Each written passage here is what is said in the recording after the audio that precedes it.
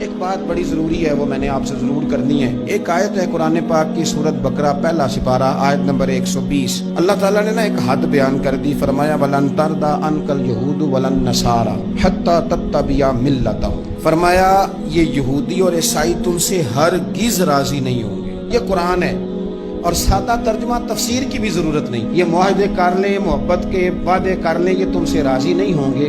کب راضی ہوں گے؟ حتی تتبع ملتہم، یہاں تک کہ تم ان کے دین کی پیروی کرنے لگ جاؤ۔ میرا جب پہلی دفعہ پاسپورٹ بنا تو میں نے سارا پڑھا، کتابیں پڑھنے کا شوق تھا شروع سے۔ اس کے ہر صفحے پہ لکھا ہے کہ سوائے اسرائیل کے، یعنی آپ پوری دنیا میں یہ سبز ہلالی پاسپورٹ لے کے جا سکتے ہیں، خبردار اسرائیل آپ یہ پاسپورٹ لے کے نہیں جا سکتے۔ یعنی اتنی نفرت کسی ملک سے کہ اس پر لکھ کے چھاپ دیا ہر صفحے پر کہ یہ پاسپورٹ سوائے اسرائیل کے ہر ملک کے لیے کارآمد ہے۔ میرا سوال ہے عرب کے ان لیڈروں سے جنہوں نے اسرائیل کے ساتھ معاہدہ کیا، مجھے بتاؤ تمہیں فلسطین کی بیٹیاں بھول گئی نا ساری کی ساری؟ تمہیں وہ ماں بھول گئی نا جو مسجد اقصیٰ کے دروازے پہ کھڑی ہو کے چیخیں مارتی تھی اور کہتی تھی کوئی علی کو خبر کرو کہ میری بچیاں قید میں ہیں؟ اور بھول گئی؟ تمہیں وہ بہن بھول گئی نا جس پر شراب کی بوتل انڈیڑتے تھے اسرائیل کے فوجی؟ وہ آپ کو ابھی بھی ویڈیو مل جائے گی۔ وہ انڈیلتے تھے شراب کی بوتل، اسے پکڑتے تھے، دست درازی کرتے تھے، اور وہ بیٹی کہتی تھی یا رحمت للعالم۔ بھول گیا تمہیں وہ سارا کچھ؟ تم نے ایک منٹ لگایا اور تم معاہدہ کس سے کروا رہے ہو؟ امریکہ کے صدر سے؟ اتنا ظلم کیا تم نے، اتنا قاتل کے ساتھ معاہدہ؟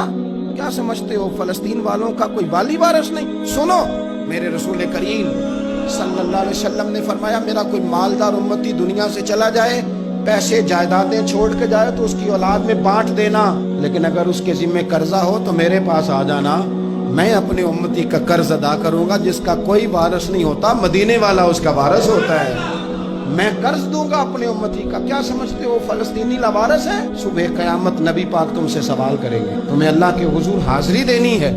کیوں نہیں صلح کرتا اسرائیل فلسطین کے ساتھ؟ لبنان کے ساتھ دوستی کیوں نہیں کرتا؟ شام سارا کٹ گیا اسرائیل کی وجہ سے، آج تمہیں خیال آیا ان کے ساتھ معاہدہ کرنے کا؟ ہمیں سبق پڑھاتے ہو، خدا سے ڈرو۔ اور پھر اقبال کہتے ہیں مسلمانوں سے مایوس نہ ہونا، حکمرانوں سے زیادہ امیدیں بھی نہ لگانا۔ وہ جو چھوٹے چھوٹے لوگ نکلے تھے نا صحرا سے، بظاہر غریب تھے، بظاہر ان کے پاس مال نہیں تھا، وہ خالد بن ولید جیسے، وہ سعد بن ابی وقاص جیسے، بظاہر ان کے پاس زیادہ اسلحہ نہیں تھا۔ اقبال کہنے لگے مایوس نہ ہونا، یہ نہیں کہنا بن کچھ نہیں سکتا، فرمانے لگے رات میں نے سنا ہے فرشتے آپس میں باتیں کر رہے۔ واہ اقبال، تیرا بھی انداز کتنا نرالا ہے۔ کہنے لگے رات فرشتے آپس میں باتیں کر رہے تھے، میں نے سن لی ہیں۔ بھلا وہ کیا کہہ رہے تھے؟ یہ سارے لوگ نا خالد بن ولید، سعد بن ابی وقاص، یہ صحرا کے رہنے والے، اور اس وقت کی سب سے سپر پاور روما کہلاتی، الٹ پلٹ کے رکھ دی ساری رومی سلطنت۔ تو اقبال کہنے لگے رات فرشتے آپس میں باتیں کر رہے تھے کہ سنا ہے پاکستان کے، ہندوستان کے مسلمان جوان مایوس ہو گئے۔ کہنے لگا نہ مایوس ہونا، نکل کے صحرا سے، جس نے روما کی سلطنت کو الٹ دیا تھا، نکل کے صحرا سے۔ گرمی دیکھو اس شیر کی، ولولہ دیکھو اس مرد کا جو مصور پاکستان ہے، نکل کے صحرا سے جس نے روما کی سلطنت کو الٹ دیا تھا۔ سنا ہے میں نے یہ قدسیوں سے، وہ شیر پھر ہوشیار ہوگا۔